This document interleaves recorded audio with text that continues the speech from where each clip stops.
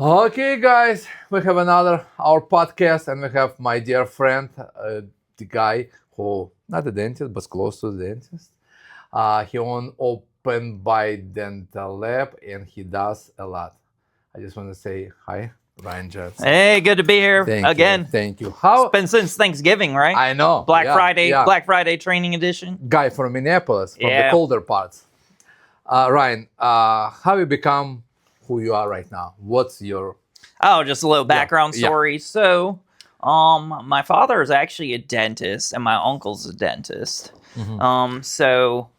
Actually, my parents lived at the dental office when I was born, and then they Wow. bought a house because they figured probably time to move out of the office. So, growing up, spent a lot of time in the dental office, and then, it was kind of one of those things in a small town where I feel like, I was resistant to doing dentistry because, everyone at church or at the store or whatever, Right. hey, are you or your brother going to take over the old, family Usually, office? yeah.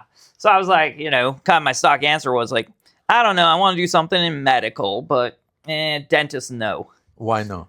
I think just Not being trying to be my own thing, Okay. not wanting to just copy what my dad had done. So I actually studied like biology at St. Olaf College, which is a smaller college that I ran track and cross country at up in Minnesota, just like 45 minutes from the Twin Cities. So I did that, and then after I graduated, I was kind of like, well, I haven't taken any tests, I haven't done much. So my dad was like, well, maybe you should think about dentistry. So, I had a big gap in time because it takes a long time to do DAT and all that stuff. And I had a few classes I probably hadn't done yet. So I actually started working in a dental laboratory. So I started, doing waxing, casting, finishing. So I'd worked at a couple labs around the Twin Cities, one real small one, and then kind of like a big corporate one. And then I worked for a couple years out at Valley Dental Arts, and I'm still kind of on their board just because I'm friends with the owners, and I actually still know a lot of the people I sat next to, so different capacity now. But so yeah, I was doing waxing, casting, a lot of precision attachments, a lot of implant stuff. And then about 2 years after that, so I started as a lab technician in 2003. And then 2006, I got into Marquette for the Dental Biomaterials Master's Program. Okay. So kind of studying way too much about metallurgy, ceramics, drawing pictures of, zirconium molecules, all the fun stuff that no one wants to learn, outside of that. So it kind of was a little bit of a situation where, if you remember about that time, 3M had a huge product, lava. Yes. And so lava was, somewhere around, I think, 90% of the zirconia market. But it was not only 3M who did it. Was 3M, but who? Yeah. So, I mean, the competitors would have been like some of the Ceric blocks, like Inceram. Right, yeah. And then Procera. Yeah. But, From Nobel, yeah. Procera really didn't have the milled version at the time. They were kind of slip casting. So, kind of when I was at Marquette was when I got into ceramics. So I worked also at their grad pros lab. So I was doing a ton of, big full mouth cases. I learned ceramics there from Dr. Bob Winter, who was an alumni of their program. So expanded from just the crown bridge into doing all ceramic stuff as well. So about the time I was getting done, I was doing my thesis research on zirconia veneering systems. Comparison of like press techniques, other techniques, what causes, things to break. And that was about the time that I believe it was John Sorensen had published an article, I believe in JPD, saying they had very high chipping rates of zirconia restorations. So I think it kind of happened that I was at some random career fair at Marquette, and I was talking with some guy, and he's like, oh yeah, let me check. Yeah, we're hiring in the dental division for Lava CAD CAM for someone who can be a trainer and teach people how to use design software. So I hadn't done much as far as like digital dental, but of course, grown up as a Gen X cusp millennial, I'd grown up playing video games and using computers. So to me, I'm like, well, can't be that tough. I'm computer savvy, and it's designing basically copings and bridge frames at the time. So a big part of it also was, at the time, they're kind of like, oh, 2 for 1. We can hire this guy to teach labs how to do CAD CAM and ceramics. But also, it's someone who's studying this thing. We need to come up with an article on technique to make sure people don't just say everything's chipping on zirconia. Because it was prior to full monolithics, of course, which dominate the market these days.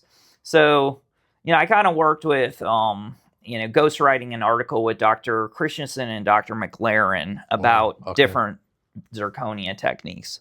So it was kind of one of the first things I did a lot of, publication research. And during the time I was at 3M, I had, I think, like 14 patents in 3 years. So I had quite a few of those.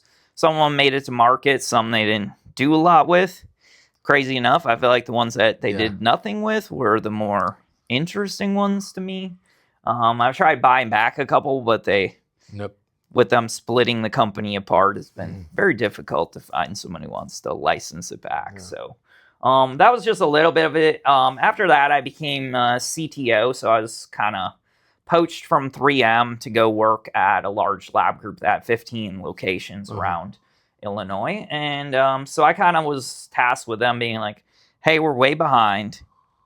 Digital. One of the VPs at Ivoclar recommended us to come hire you. So that was basically how I kind of got involved. So when I was there, it kind of became a situation where looking at it from kind of my, analytical 3M engineering thing, looking at like, hey, this is a Six Sigma process. We need to figure out how to produce stuff efficiently. So, when I walked in, I'm like, there's no way we can use these 2 in-lab or MCXLs and make 300 zirconia crowns a day. This is totally crazy. So I kind of went down the route, and I'm thinking like, okay, I need to come up with a solution. We also had some issues where who we were outsourcing to had shut down the day before I started there. So I kind of walked into a 5-alarm fire saying, we can't really make zirconia, and this is a problem. So almost right away, I then got into kind of, I think within the first month, I ordered like 6 3 shapes just because they had no real designing. And so I kind of trained on that. And then the first fall I was there, I went to that DLOAC, which used to be kind of the digital conference in LA area back when it was at the Ritz-Carlton Pasadena. And so it happened that, my first time at that show, not with 3M. So, usually I was up there lecturing or meeting with customers. So it was the first time I was kind of there as a customer being like, I need to buy some things. So that first meeting I had bumped into Till and Larry from ExoCAD. So I think it was actually Larry's first day. Wow.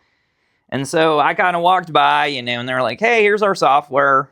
We don't sell scanners. So that was kind of different at the time, them selling only design software. So, I kind of sat down, test drove it, had used a lot of CAD software and trained a lot of CAD software in the past. So I was like, this is really cool. And they're like, yeah, well, right now we're only looking at distributors. And I'm like, how many are a distributor needing? And they're like, like 20 licenses. And I'm like, all right, done. Done, yep. I'm going to need at least that many for just the lab I'm at, and we can certainly sell it as well at that point. So that was kind of one of them. And then the next summer, I started working with IMUS I-Core machines. Okay. And I had some history with them because they actually built some machines for 3M, but we never sold them in the U.S. market. Okay, Europe. And it was more Latin America. Wow. Okay. So we had a bunch of them that we kind of trained people on in Brazil and Mexico, but in the U.S. they never actually sold that version. But that machine, they mostly mill metal or the both? No, both. That was only for zirconia. All in zirconia. Yeah. Because I know you have machines that mill metal too. Yeah. So IMUS, of course, had metal milling machines, but from 3M, really the only products we were milling in the machines we had were, at the time, just zirconia. Uh-huh. So yeah, that's kind of, I mean, fast forward to today. Basically, Open Bite, my company that sells and trains on digital dental products. Pretty much what my thought process was I had done and grown a pretty big business with Exocad and IMIS at my previous job, and so after my non-competes and everything was settled on the dust with that, I started Open Bite, and so I had good relationships with most of my vendors and start working with them. And then, of course, I discovered some new ones as well. So, And I know you like to do some classes. You like to teach people. What's your most liked subject to teach? I would say for me, what I like teaching and what seems to be the most commonly interested topics, I would say, is a lot on the design side. I train on other things as well. So that's probably like a difference that I try to have within Open Bite versus some of the other big dealers, is the fact that, I use the equipment to actually make things. So, I feel pretty confident being like, well, I would have starved to death already if I couldn't make an all-on-X or do ceramics or do, milling, designing, things like that. So I would say, though, the primary thing that people seem real interested in right now would be all-on-X designs is a big topic, as well as smile designs. A lot of my thought process is most of my all-on-X designs are based off a smile design anyway. So this means, let's say we're gonna have a patient who just have upper lower bad teeth, and right away, let's say we're gonna couple 4, 5, 6, 10 pictures, and they can make in 20 minutes perfectly smile design. Show to the patient. And they can choose. Okay, it's good. I gotta go. Oh, exactly. Right? And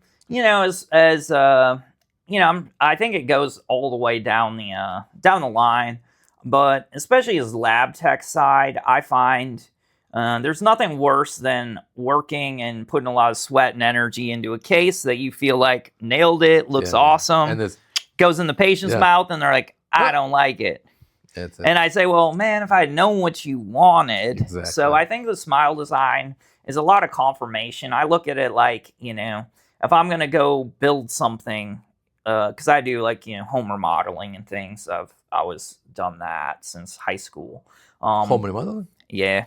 Stuff like that. So, my dad's really into it. So learned how to frame a house when I was like 12. So it's like a hobby for you, right? Yeah. I mean, it's not a day job, but I pretty much do all that stuff. But anyway, I would say the idea from my side is I don't just start a project. If I want to build a new garage or addition to my house, I don't just go to the store, no measurements, just start cutting things, nailing it together. Exactly. I got to have a blueprint. I got to have a plan in mind. And to me, I think the smile design, in my mind, is like having a blueprint.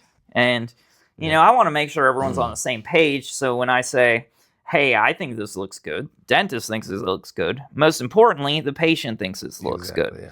Because at the end of the day, we want to do right by them, since they're the ones who are paying for all of our bills. And, once they leave, unless something breaks, they're who has to look in the mirror and smile with the teeth we provide them. So to me, it's a big deal for that. So I find that that's super useful. So kind of my philosophy is I don't like to take on any big cases without a smile design. Yeah, you're right. Actually, it's a good idea, because we do big cases and sometimes we don't do smile design, and sometimes I just, when we're talking, I realize sometimes it is happened exactly like that. We finish beautiful case, not finished, temporary, beautiful time, put in the mouth, but patient, I don't like it. Why don't like it? Yeah, you're right. So it makes a big difference. I think too, I think it's reassuring for a patient when they're not just given new teeth, but that they feel like they can control, what they're going to look like, If they can see it on the screen, they feel like, no, I like a more rounded look, Sometimes they'll even know, hey, my teeth when I was younger looked this way. I want to Exactly. I've had them sometimes bring in older photos, but in their mind they have an idea what they think they want to look like, and so obviously there's always the give and take, because you'd be like, well, okay, you're gonna look crazy, or I can't give you 20 millimeter incisors, or you're not gonna be able to close your mouth. You look like sometimes patients want it. Yeah, so that's when we have to kind of inform them that, hey, here's why this is not the best idea. But especially with combining with things like the new jaw tracking features, some of those new technologies that are out there, even just if you're using a virtual articulator, I think we're able to get to where we can create stuff that looks aesthetic but is also functional. Yeah, that's true. But you remote too. It's mean you can teach classes in your lab, and you can come to other people too. Yeah, exactly. So I have a training center up in St. Paul, Minnesota. You've been there for some trainings. Oleg's been up there. Yeah, so that's where I do a lot of like group class trainings and things like that. But yeah, I've done them pretty much all over Canada, Europe, US, Florida, other parts of the US besides Minnesota. And what the subject? Mostly digital. Yeah, pretty much digital. I mean, a lot of times I might, because one thing I try to incorporate more and more right now in my classes is almost trying to teach them from the standpoint of, we are trying to teach you how to do a complete case. From start to finish. Yeah, exactly. Because I find, it was kind of my take. I think in the past, when software was more simple, it was mostly, how do you use the software? Here's what you click to get from here to here. There's obviously still some of that, but as software got more and more complex, like there's so much possibilities within just say exocad by itself, that you might end up encountering something where you go, there's like 100 ways to skin this cat. Yeah. So the way I generally try to structure the case is, me working on a lot of cases, having obviously a lot of customers like you that I know what the hiccups might be, what successes might be. And so I try to kind of incorporate, best practices. So, I almost like have the, precursor to my lectures might be, hey, there's like 10,000 ways to do this. If you go to someone else's class, you'll probably learn something good. Then I usually joke, hey, if you see something good, tell me, I'll steal it. I'll try to give credit where credit's due. I'm not just trying to, poach it and make it my own ideas. But typically I think when I'm trying to run a class, I always think of it as far as like, if this was a patient that you wanted me to do, I'm going to teach you exactly how I would sit down. And it's kind of just me narrating how I would do that case. Right. And then what I've started to kind of work up for some of the future classes as well is, a lot of people right now might know the other steps, but they just don't know the design. So I do a lot of classes that are strictly more design oriented, but, with some of the classes, it would be more, end to end. Like if I'm doing a clinical class for All on X, that I have some coming up later on this year. We're just kind of ironing out dates, but I'll be working with a implantologist who's going to basically will come in, we'll do some guide planning, face scanning, smile design, use that to generate where we want to put the implants, and then do the implants, take the photogrammetry with the IPG tech, and then actually print the prosthesis, so everyone in the class gets to actually see the surgery and also see the data capture, do the printouts. So I find that useful, especially these days, because when I started teaching CAD/CAM in 2008, the assumption was you're already a technician. It's going to be insulting if I try to say, hey, you need to support this broken off cusp tip. Because it's kind of like, well, what do you mean? So it was always the assumption of, you know how to do this in wax. I'm going to teach you how to do with the computer. Exactly. So now I find, even with young technicians, you got to almost assume you have no training. There's very few lab tech schools that teach that type of thing. I mean digital. Just anything. Anything. I mean, in Minnesota, the last laboratory program closed 2 years before I entered the field. In Illinois too. Yeah, so it's been over 20 years. So that's where it's kind of, for me, I've started to, teach everything as if it's like we're starting from nothing and I'm going to go through. Now, I think the learning curve gets less with digital than, by hand making something. But, it's kind of even little things you don't think of, like if I'm trying to teach a office how to mill a crown. They may have never purchased a porcelain brush in their life. Probably, So I might say, hey, I like this type of fiber. I like this, synthetic or this Kolinsky, So just little things like that where I've tried to kind of, I guess, structure the classes, if you will, about, hey, you want to mill a crown and you want to make a shade match. Yeah, that's it. And okay, we're going to start. Patient shows up. We teach you how to scan them, teach how to design it, teach how to mill it, teach how to stain and glaze it, This means it's not only for technicians, it's for doctors too. Yeah. And I guess my philosophy might vary from some other folks. Because I think you've been to some of the classes where it's not atypical for me to have about half the people come from the lab side and about half the people come from clinics. Because I'm seeing a lot of offices that kind of set up a clinic lab. Someone buy the same equipment the labs use. But I guess my philosophy is, and I kind of, tell this to dentists, is even if you have this just sitting in the corner of a tiny milling machine, you are now your own lab. Yeah. I think it's fair to the patient that you provide them lab quality work. So I'm going to teach you how to do the right way, in my opinion, based on my, experience as a technician. So, to me, it's like, hey, if you're a dental assistant, if you're a dentist, if you're a technician, if you're a really experienced technician, I'm going to teach basically the same thing each way, So that's just kind of my philosophy. Cool. But except the classes, you have a live lab too. It's mean you're doing cases, you do photogrammetry, you're milling zirconia, you finishing temper, right? Yeah. So I do pretty much everything.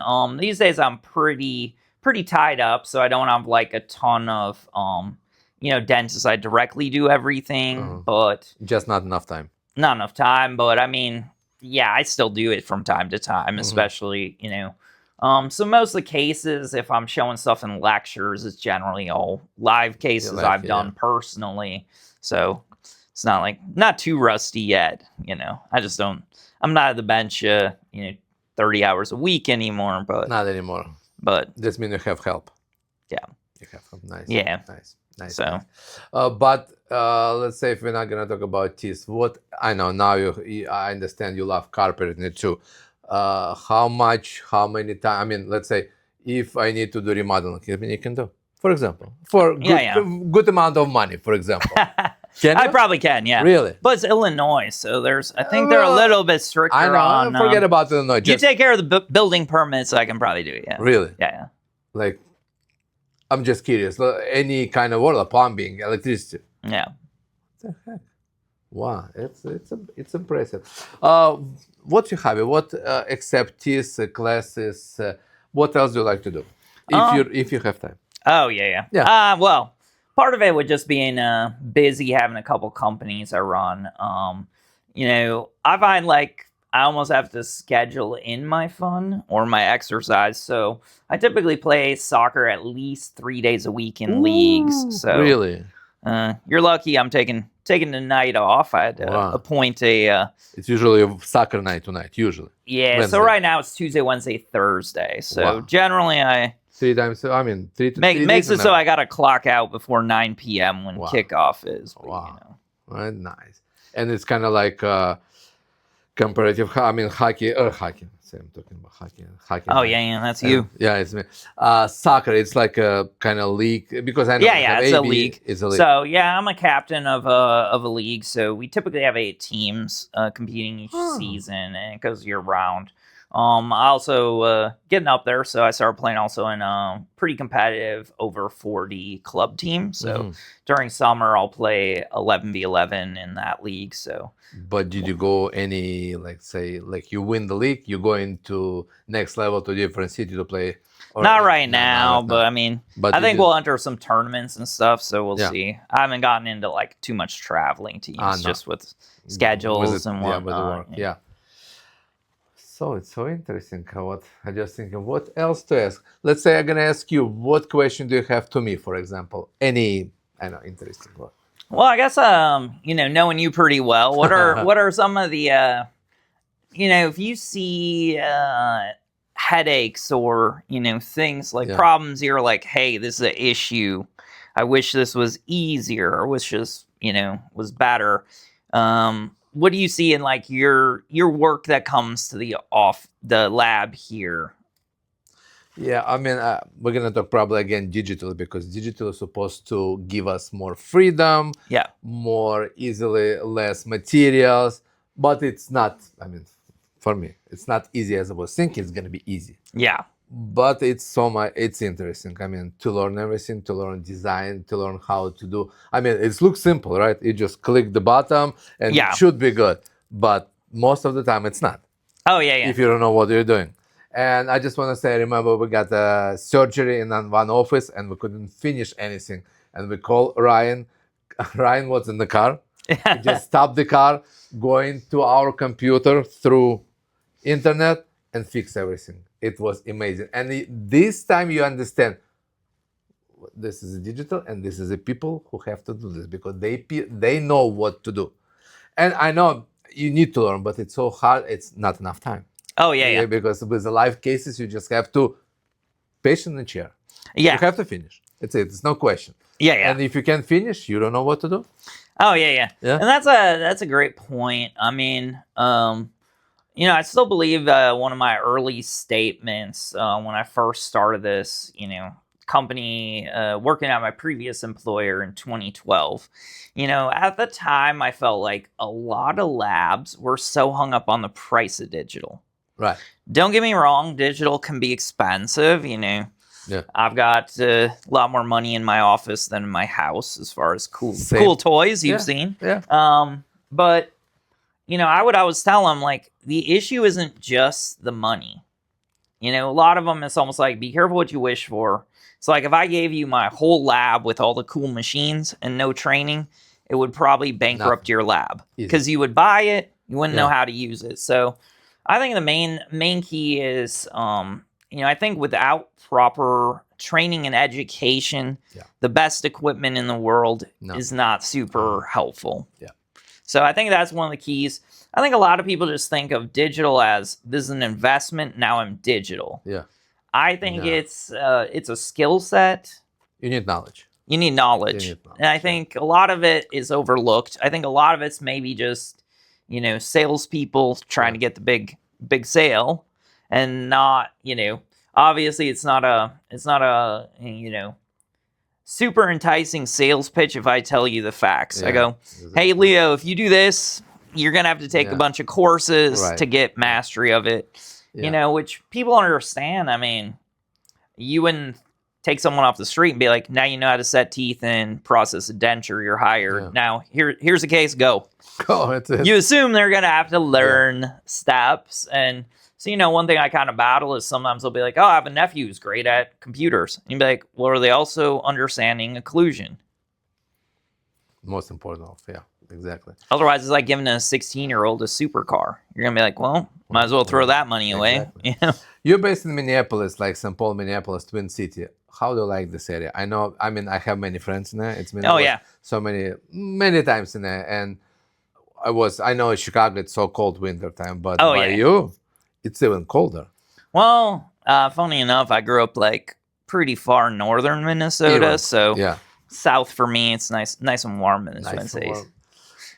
Wow. But I mean, Nah, I mean, I'm a Minnesota native, so I've obviously lived in Milwaukee during grad school at Marquette, lived in Illinois, travel a lot overseas, but I really like Minnesota. A lot of good people. I think plugged into the community. Down to earth, yeah. Yeah, I feel like it's a one of those that maybe not a lot of people have visited, but But it's still, a good sized city and lots of the big city things there, but I think less chaotic than some of the but other if you're large gonna cities. choose, let's say I'm gonna move to Europe, where are you gonna move? For example, yeah, Oh, like depends how much is my budget there? No, just kidding. I would probably, I don't know, to change of pace. I mean, you've been there with me as well, but I'd probably look at Mallorca. That's a pretty fun place. Little mountains, nice unbelievable place. Yeah. beaches, Oh yeah, good food, yeah. not too expensive. So, I mean, I would consider there. I'd probably want to travel around a bit more. I mean, I used to go to Germany about once every 6 weeks for a Really? while. For work or For just work, yeah. So I was doing some projects working with Bago. Uh-huh. So I'd go to Bremen a heck of a Wow. lot when I Uh-huh. was helping them with some material projects and stuff like that. But so yeah, I think I like Germany, especially the older cities. older city? Yeah. Before I totally settle down overseas, I'd probably want to do a little Let's do tour. Germany and after going to Mallorca. Yeah. That's a good idea. That's I mean, a lot of dental companies would probably be Germany if I had to still work. If I didn't have to work, I'd find some place with some soccer and beaches.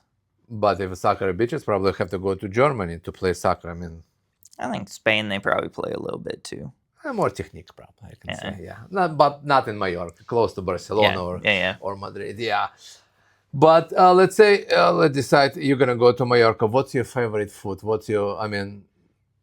Outside of, Well, I mean, it might sound weird to say, but to me, one of the things I like about Europe in general is that they still have more of the old school way of foods. So even the foods that you would take for granted here, we have bread that lasts for a month in the supermarket. Yeah, you're right. There they open at 2 a.m.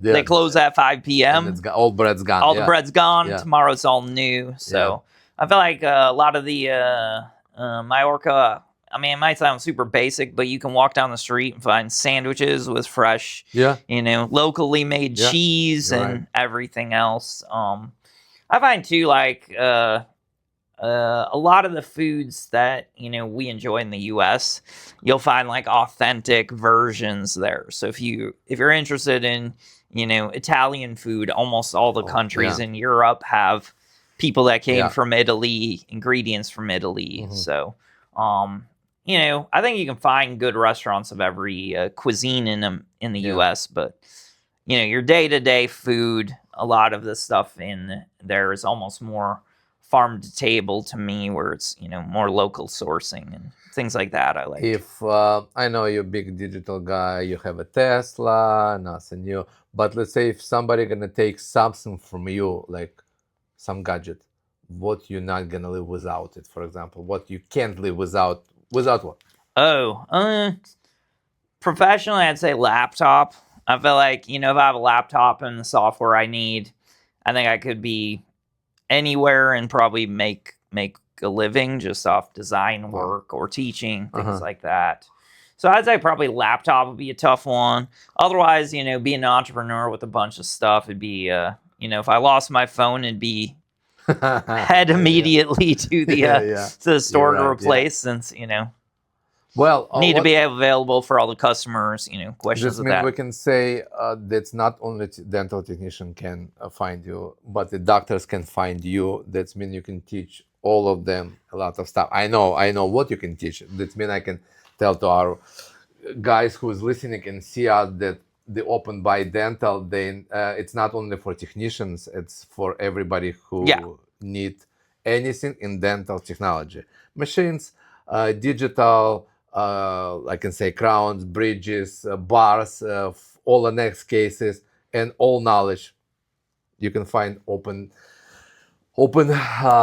by Dental on the website, and we're gonna put underneath all Ryan's information, and gonna just call him, text him, and he's gonna be right there. If not, he's gonna open the computer and find you.